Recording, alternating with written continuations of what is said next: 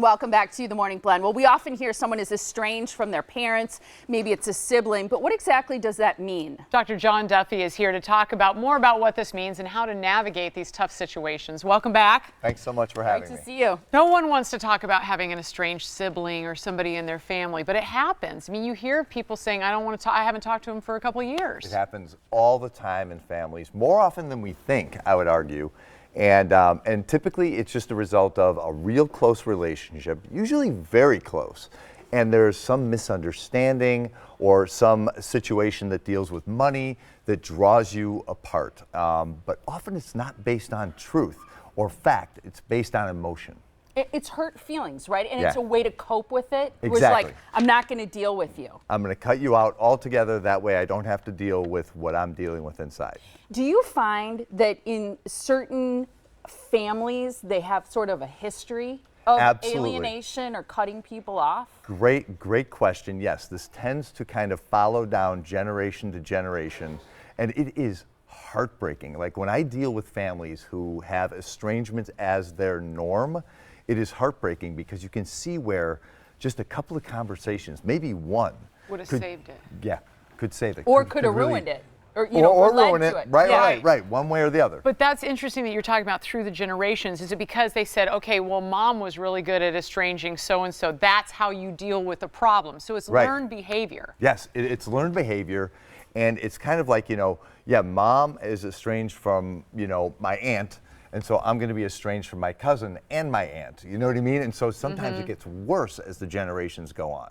In what types of relationships do you see it most often in your practice? Almost always family relationships, sibling relationships, across generations, parent and child relationships. I see it way too frequently there, and it's so brutal. Is it usually the child who cuts off the parent or the opposite? No, it goes both ways, actually. Oftentimes, I see parents cut off children. Like, you're not living the life I intended for you to live.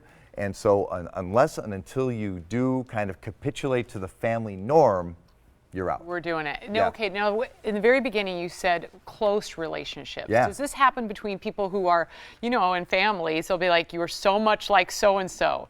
Is it because they're so much alike? Is it the way they go opposite? Great question. More often than not, people who are estranged are very much alike. And usually there's this strong-headedness that's admirable in a lot of other circumstances, but here it works against them. And because the emotions between the two are closed off, it's really, really hard to mitigate because nobody's willing to give. They Nobody's dig budging. in. Yep. But don't you find, so sometimes people butt heads and it's kind of like, see you later. And they're both like, yep, I want nothing to do with you. It Right. seems so often in cases I've been familiar with that one person in the relationship wants the relationship and the other person is putting up the wall.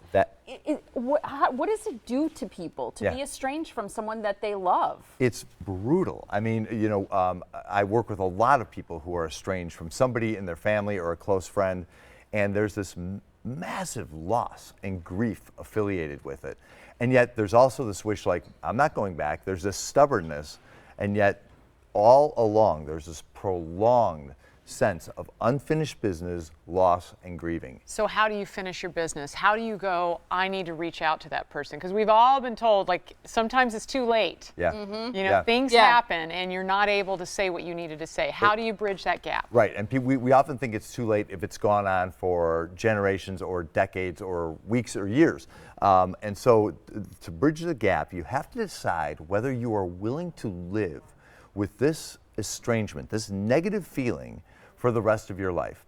Some people say yes. Some people say it was toxic enough, there was enough abuse and neglect, and the breach was broad enough that I am willing to say, yep, I don't want anything to do with that person for the rest of my life. And if you're at peace with that, then you have to honor that, right? Right, but if you will always regret not saying something. Which more often than not, I run into that. And then it's important to have the conversation. It's really important, and it takes swallowing your pride and really being emotionally present for that other person to lead with, here's what you mean to me. Here's what you've always meant to me. Right. Here's what's happened. Let's see if we can't work through this. And not asking, I would assume, for an apology. Right. Because a lot of times that person might not be ready to give it to you. Right. And you might not be ready to give it back. And and probably recognizing that your vision of what happened is completely different. So my reason for being estranged from you is going to be different than your vision of it, and kind of not forcing the other person to see it your way. We make these assumptions that we understand the experiences of what this other person is going through, and in my experience, we're almost always very wrong. What I love about what you said is that a lot of times it's not even based on the truth or fact. Yeah. That it's often a grave misunderstanding. That's the heartbreaking part of it, is if there was just some understanding there, normally it could be fixed. Right, and they say it's the poison that ends up killing you. You That's know, right. when you're carrying a grudge like that, it's not hurting that other person sometimes at all. It's actually affecting you. Exactly. You've got a great new podcast. There's a new graphic for it, and it's called Better. Yes. And it's something that you're doing with your wife, Yes. who's a life coach. So if people go to drjohnduffy.com, they'll see your podcast, which is called Better. Yes. People can just click on it, Absolutely. right, and listen. Yeah. Do you guys ever Subscribe. fight on the podcast? Because that's what I want to listen for.